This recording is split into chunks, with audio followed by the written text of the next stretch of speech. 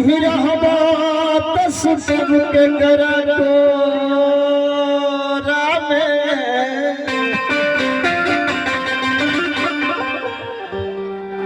अरे आँखी के सोझा रह दिया के अंजूर में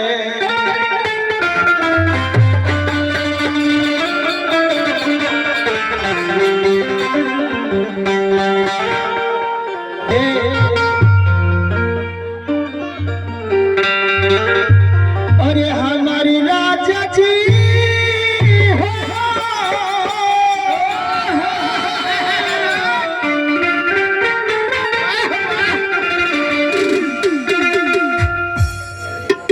अगर मेहरारू प्यार से कहे का हो अपनी राजा जी के कहे का जी का कहते बोलिए ये औरतिया कहते एक ये दीपिका देख लो हाय औरत कहते अखबारी में सट गए भैया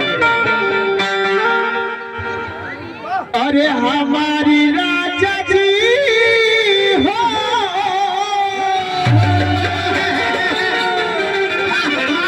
अरे हाय हमारी राजा जी अरे हमारी राजा जी हो अरे हमारी राजा जी अरे बड़ा हरे बड़ा कहाँ रहत रह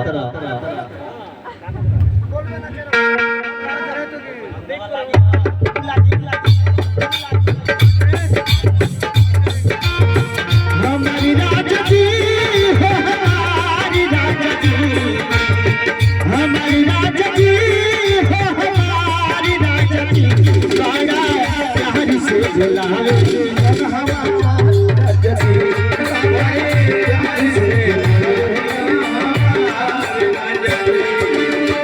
हमारी राजा जी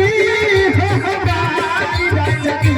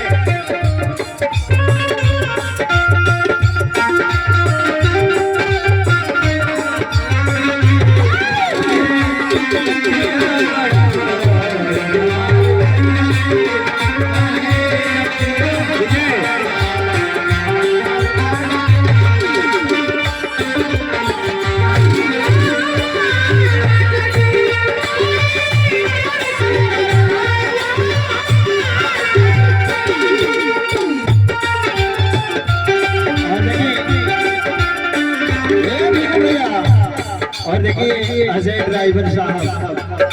भैया के तरफ से उचौली के धरती से भैया के तरफ से सुंदर सा पुरस्कार है और भी ना ले चलो और साथ ही साथ हमने के पिता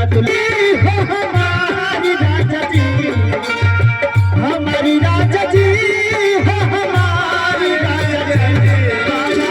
प्यारी से बुलावे हमारी राजा जी प्यारी से बुलावे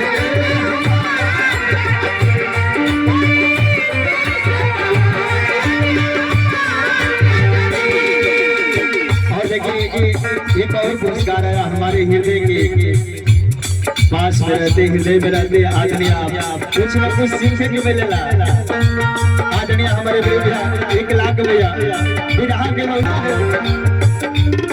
और देखिए झप्पू एंटरटेनमेंट ये भी भैया तो बस मित्र के कर बस ध्यान कर बंद मत कर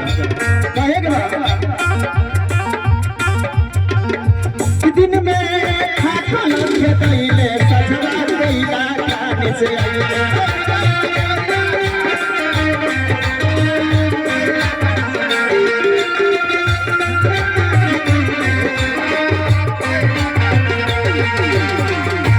दिन में खाकल खेतैले सजवा कोइला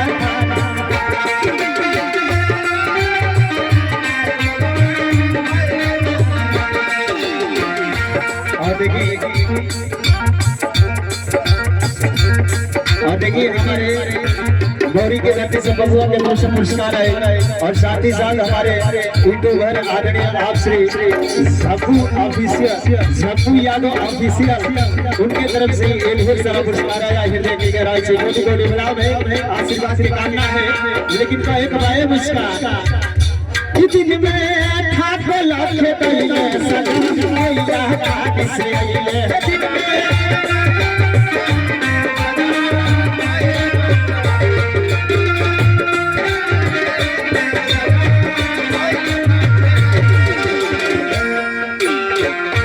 वही के धनिया धनिया धनिया बड़ी अरे प्यारी से बोलावे हई राजा वही के धनिया बोलावे हमारी राजा जी बड़ा प्यारी से बोलावे